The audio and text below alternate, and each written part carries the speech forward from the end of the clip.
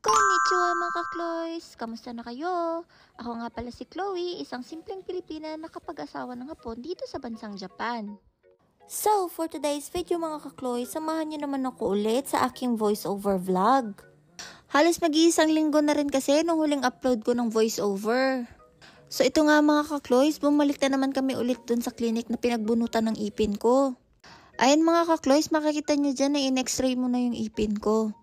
Kinailangan nga namin bumalik every week kasi parang inuunti-unti lang ng doktor na bunutin yung mga nasira kong ipin.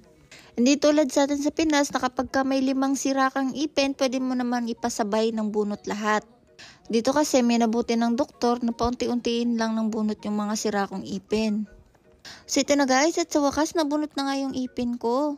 Pero mga ka-Kloys, 2 sirang ipin ang naipabunot ko sa araw na ito. Kinausap ko kasi kaagad si asawang Hapon na kung pwede ka ako pakiusapan yung dentist na 2 ipin na lang yung pagsabayang bunutin para isahang sakit na lang.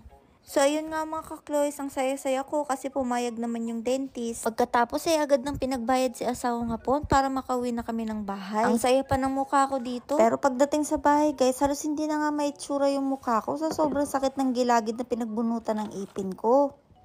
Nawala na kasi yung bisa ng anesthesia kaya talagang naramdaman ko na yung sakit. Buti na lang talaga andyan si asawang Hapon na sobrang napakamaalaga. Inaasikaso niya lagi yung pagkain ko at saka gamot. So nung tumigil na yung pagdudugo ng gilagid ko, pinilit ko nang kumain para mainom ko na yung gamot. Naway pag nakita nyo na tong video ko na to, ay maisipan nyo na rin magpabunot ng mga nasira nyong ipin.